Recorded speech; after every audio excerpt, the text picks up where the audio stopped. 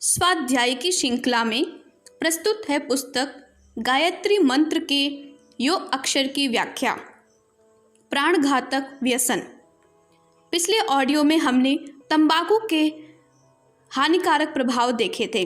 इसमें हम पान पर विचार करेंगे। पान से चरित्रहीनता की वृद्धि होती है। नित्य प्रति बाजारों, गलियों और रेलवे स्टेशनों पर बढ़ती हुई पान की आदत देखी जा सकती है। आधुनिक युग में पान का व्यसन उत्तरोत्तर वृद्धि पर है। इसका प्रयोग प्रायः हानिकारक है, यह लोग जानते ही नहीं। आधुनिक सभ्यता ने इसे कुछ ऐसा अपना लिया है कि इसमें अशिष्टता, हानि या अश्लीलता नहीं समझी जाती। पान वासना उद्दीप्त करने वाला उत्तेजक मिश्रण है। मध्य युग में वेश्याएं विशेष रूप से पान का उपयोग करती रही हैं। आज भी अधिकतर निम्न कोटि के मिरासी, भिस्ती, छैल छबीले, कामुक व्यक्ति इसका प्रयोग करते हैं। वेश्या, मदिरा और पान इन तीनों का संग है। मुगल युग में वेश्याओं और कामुकता को विशेष प्रोत्साहन मिलने से पान की लोकप्रियता बढ़ी। मुगल बादशाह और नवाब पान के आदी ही नहीं बन गए थे, वरन यह व्यसन इतनी बढ़ती पर था कि उसके बिना उनका जीवन दुर्भर हो गया था। पानदान और वेश्याएं उनके साथ युद्ध में भी रहती थीं। आजकल पान का प्रचार इतना बढ़ गया है कि साधारण व्यक्ति भी 2-4 पान खा ही लेता है। अभ्यस्त व्यक्ति 50 से 100 तक पान चबा जाते हैं। सुपारी को महीन काटकर खुशबूदार चीज़ें मिलाकर ऐसा आकर्षक बनाया जाता है कि उसे खाना फैशन सा हो गया है। जर्दा, अधिक चूना तथा अनेक कृत्रिम पदार्थ डालकर उसे ऐसा बना दिया जाता है कि उससे हानि होने की अधिक संभावना है। पान का रासायनिक विश्लेषण करने पर इसमें पियोरीन, पियोरिडीन, एरेकोलिन, एमिलीन, मर्क्यूरिक एल्मीन, पियोरोविटीन इत्यादि विष तत्व विद्यमान रहते हैं। स्थान वैभिन्न के साथ साथ पान के रासायनिक तत्व भी परिवर्तित होते रहते हैं। जैसे मद्रासी पान में पियरोविटीन नामक विष की मात्रा अधिक है। बंगला पान सबसे अधिक विषयुक्त समझा जाता है। एक विशेषज्ञ का कथन है कि यदि सादे 285 पानों का विष निकालकर कुत्तों को खिला दिया जाए तो वे 5 मिनट के अंदर समाप्त हो जाएंगे, परंतु चूने और कत्थे से लगे 58 पान ही विष की उक्त मात्रा देने में समर्थ हो जाएंगे। इसलिए कत्थे चूने लगे पान सादे पान से अधिक विषैले प्रमाणित हुए। प्यूरोविटीन नामक विष हृदय गति को शिथिल तथा निष्क्रिय बनाने वाला होता है। अन्य विषों के कीटाणु मस्तिष्क पर आक्रमण करते हैं और उसकी सूक्ष्मता नष्ट कर देते हैं। इन विषों के प्रभाव से मस्तिष्क अशांत रहने लगता है, नींद का लोप हो जाता है। पान से कामेंद्रियां उत्तेजित रहती हैं तथा मन विषय वासनामय गंदे विचारों से परिपूर्ण रहता है। काम वासना को बढ़ाने के कारण यह आध्यात्मिक सात्विक प्रवृत्ति के व्यक्तियों के लिए विष तुल्य है। कहा जाता है कि एरकोलिन विष चूने तथा कत्थे से संयुक्त होकर अत्यंत कामोद्दीपक हो जाता है। यह पुरुष स्त्री के शुक्र तथा रज कीटों का नाश कर देता है। अधिक पान खाने से भूख कम हो जाती है। पान खाने वालों की पानी से तृप्ति हो जाती है। पान का घातक प्रभाव दांतों पर होता है। सुपारी, चूना, कत्था, जर्दा इत्यादि के सूक्ष्म कण मसूड़ों या कटे हुए दांतों के छिद्रों में एकत्रित हो जाते हैं। ये मसूड़ों को काला तथा दांतों की जड़ों को खोखला बना देते हैं। दांतों में कीड़े लग जाते हैं और प्रायः पायरिया नामक घातक रोग उत्पन्न हो जाता है। दांतों के इतने अस्पताल देखने से ज्ञात होता है कि 30-40 वर्ष की अवस्था में ही आधुनिक बाबुओं के दांत गिर जाते या खोखले होकर अनेक बीमारियों की सृष्टि करते हैं। 100 में से 90 या इससे भी अधिक लोगों के दांत गिरने का कारण उनका पान का बहुत अधिक व्यवहार ही है। पान के रेशे, सुपारी के बारीक टुकड़े और चूना जाकर दांतों के बीच में फंस जाते हैं। समय पाकर ये इतने अधिक हो जाते हैं कि दांतों पर जोर डालकर उनके बीच संधि को बढ़ा देते हैं। इनको हटाने के लिए जीभ सदा दांतों के बीच में लगी रहती है। कुछ समय पश्चात मसूड़े में सूजन हो जाती है और उनके भीतर पीव उत्पन्न हो जाता है। दांतों में असह्य पीड़ा रहती है और कुछ समय पश्चात जब उनकी जड़ की नसें आदि भली भांति नष्ट हो जाती हैं तो वे गिर पड़ते हैं। पान का व्यसन दांतों का अंत कर देता है। लोग बिना दांत के भोजन को भली भांति न कुचल सकते हैं और इसके कारण वे वैसे ही निगल जाते हैं। अंत में दांतों का कार्य पेट को करना पड़ता है और वह भी कुछ समय पश्चात निर्बल हो जाता है। भोजन भली भांति नहीं पचता और मनुष्य कमजोर होते होते अंत में पान के व्यसन के कारण काल के मुख में चला जाता है।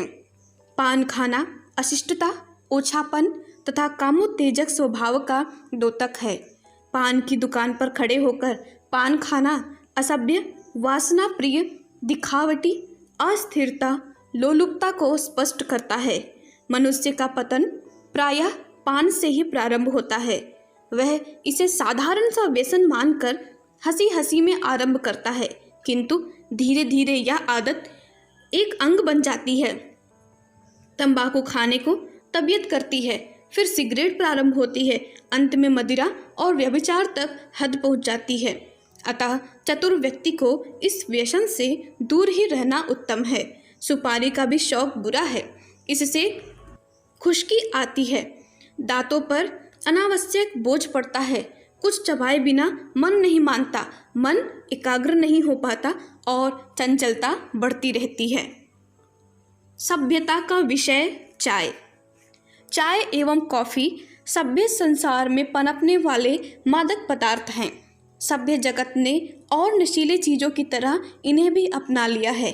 वास्तव में ये दोनों जीवनी शक्ति का ह्रास करते हैं। इनके प्रयोग के शरीर से निकलने वाले कार्बोलिक एसिड का परिमाण बढ़ जाता है। प्रथम हानि डाइजेस्टिव सिस्टम का होता है। भूख की कमी, अपच में चाय बड़ी सहायक होती है। सर विलियम रॉबर्ट लिखते हैं, थोड़ी मात्रा में भी चाय और कॉफ़ी का सेवन करने से हमारे शरीर के पाचन रस कमज़ोर हो जाते हैं, जिससे अन्न के पौष्टिक तत्वों के सत्वों को हमारा शरीर नहीं खींच सकता। दूसरे शब्दों में यही अग्निमान अथवा अजीर्ण होता है। दांतों के रोग में वृद्धि का एक कारण गर्म गर्म चाय का व्यवहार ही है। गर्म पानी लगने से दांतों की जड़ें निर्बल बन जाती हैं। देखने में दांत काले मैले गंदगी से भरे हुए दिखाई देने लगते हैं। चाय क्षणिक उत्तेजना देती है। उत्तेजना समाप्त होने के पश्चात मनुष्य को स्वाभाविक शक्ति कम मालूम होने लगती है। वह शक्ति बढ़ाती नहीं, पुरानी शक्ति को क्षण भर के लिए उत्तेजित मात्र कर देती है। मस्तिष्क में रक्त का संचालन अधिक हो जाने से उसमें नई स्फूर्ति सी आ जाती है। चाय या कॉफ़ी पीने वालों को कोई ना कोई उत्तेजना अवश्य चाहिए। बिना उस उत्तेजना के वे कोई भी कार्य संपन्न नहीं कर पाते। प्रायः देखा जाता है कि लोग चाय का प्याला पीते रहते हैं, तभी तक उनका मन कार्य में लगता है। जहाँ चाय समाप्त हुई कि कार्य करने की प्रवृत्ति नहीं रहती। चाय सिगरेट जैसी आदत बन जाती है। चाय से सर में दर्द बना रहता है। लोगों में यह भ्रांति मूलक धारणा बैठ गई है कि चाय से भोजन हजम हो जाता है। वास्तव में इससे उल्टे पाचन क्रिया में व्यवधान ही उपस्थित हो जाता है। दिल की धड़कन की शिकायत बढ़ जाती है और अंग भारी भारी रहते हैं। अनेक गण्यमान्य चिकित्सकों का कहना है कि चाय और काफ़ी हृदय के कार्य को बढ़ा देते हैं। फेफड़ों को बहुत अधिक कार्बोलिक एसिड गैस बाहर निकालना पड़ता है। शरीर में गर्मी की न्यूनता हो जाती है तथा गुर्दों के कार्य में अभिवृद्धि हो जाती है। अधिक चाय तथा कॉफ़ी में कड़वा विष का अंश बहुत अधिक रहता है तो मनुष्य का जी मचलाता है, बहुत चक्कर आता है और अंत में मनुष्य बेहोश हो जाता है। अधिक तेज काली काली कड़वा विष से भरी हुई चाय से मनुष्य मर भी सकता है। चाय में दो प्रकार के विषैले पदार्थों का अस्तित्व है, पहला टेनिन और दूसरा कहवाइन। चाय पीते समय हम जो कसौला कसौला स्वाद अनुभव करते हैं वह टेनिन है तथा शरीर के लिए हानिकर है। यह चमड़े का तनाव बढ़ा देता है जब यह मानव शरीर के भीतर प्रविष्ट होता है तो अमाशय की झिल्ली को अनुचित तनाव की स्थिति में ला देता है। इससे अमाशय में भोजन का परिपाक सहज में नहीं होता, न इसका पोषण झिल्ली कर सकती है। कहवाइन एक प्रकार का उत्तेजक है जो मस्तिष्क को उत्तेजित करता है। चाय का पेपिन नामक विष भी टेनिन जैसा ही दूषित है। शारीरिक हानि के विचार से शराब और चाय एक ही प्रकार के हैं। अंतर महंगी और सस्ती का है। शराब मदहोश बनाकर अल्पकाल के लिए दुख हरती है, किंतु चाय उत्तेजना देती और नींद हरती है। अमूल्य जीवन तथा शरीर के स्वास्थ्य को नष्ट करने में चाय शराब से कम नहीं है, क्योंकि यह उससे सस्ती है और इसका प्रचार स्थान स्थान पर बहुत है। क्षुधा नष्ट हो जाती है तथा चाय के अतिरिक्त और किसी प्रकार की इच्छा नहीं रह जाती। हृदय की गति कमजोर पड़ जाती है। इसके बिना मन खिन्न, चिड़चिड़ा और मस्तिष्क कार्य रहित सा रहता है। भारत के प्रसिद्ध डॉक्टर गोपाल भास्कर गढ़बुल लिखते हैं कि कान तथा अन्य ज्ञान इंद्रियों पर इसका बहुत अधिक प्रभाव पड़ता है। कुछ दिनों में पक्षाघात यानी कि लकवा, बहरापन आदि रोग होते हैं। जो व्यक्ति चाय पीते हैं उनके दिमाग की नसें ढीली पड़ जाती हैं और कानों में साय साय की ध्वनि आने लगती है। स्त्रियां जो मनुष्यों की अपेक्षा अधिक कमजोर होती हैं, चाय की अभ्यासी बनकर रोगों से अधिक ग्रस्त हो जाती हैं। कुछ डॉक्टरों का कहना है कि चाय कॉफ़ी के सेवन से एक नया रोग उत्पन्न हुआ है। पहले मस्तिष्क में एक प्रकार का वेग उत्पन्न होता है, चेहरे का रंग पीले वर्ण का हो जाता है, किंतु चाय पीने वाला उसकी परवाह नहीं करता। कुछ समय पश्चात आंतरिक एवं बाहरी कष्ट प्रकट होने लगता है। स्वभाव शुष्क और मुखाकृति अधिक पीले वर्ण की हो जाती है। चाय के कारण अन्य रोग, जिसे चाहरम कहते हैं, उत्पन्न हो जाता है, जिसमें एक प्रकार की कठिन मूर्छा, आंतरिक इंद्रियों के कार्य शिथिल, हृदय में कंपन और पाचन यंत्रों में पीड़ा होती है, जिसके फलस्वरूप स्वाभाविक शिथिलता प्रकट होने लगती है। मूत्राशय पर प्राकृतिक दबाव पड़कर उसकी शक्ति क्षीण हो जाती है। एक विशेषज्ञ लिखते हैं कि चाय का कैफीन डाइजेस्टिव सिस्टम को गड़बड़ करता है। प्रायः देखा जाता है कि चाय के शौकीनों को तब तक मूत्राशय नहीं होता जब तक वे चाय ना पी ले। वास्तव में चाय यह काम नहीं करती। गर्म पानी जो चाय में मिला रहता है शरीर के अपान वायु को हल्का कर देता है और इसी के कारण मल का निस्सरण होता है। चाय पीने वाले उसे चाय का गुण समझते हैं। कैफीन विष दिल की धड़कन को बढ़ा देता है और कभी कभी तो दिल की धड़कन इतनी बढ़ जाती है कि आदमी मर तक जाता है। इस विष से गठिया आदि वात रोग भी उत्पन्न हो जाते हैं। गुर्दे पर इसका ऐसा प्रभाव पड़ता है कि बहुमूत्र की शिकायत शुरू हो जाती है। चक्कर आना, आवाज़ बदल जाना, रक्त विकार, लकवा लग जाना, वीर्य से अनेक विकार, मूर्छा आना, नींद का कम हो जाना आदि ऐसे दुष्ट रोग हैं जो चाय में रहने वाले साइनोजेन, सिट्रोनाइन, साइनाइड आदि विषयों के कारण उत्पन्न होते हैं। चाय के प्रचार में हमारे दिखावटी अंधानुकरण करने की दूषित मनोवृत्ति ने विशेष योग प्रदान किए हैं।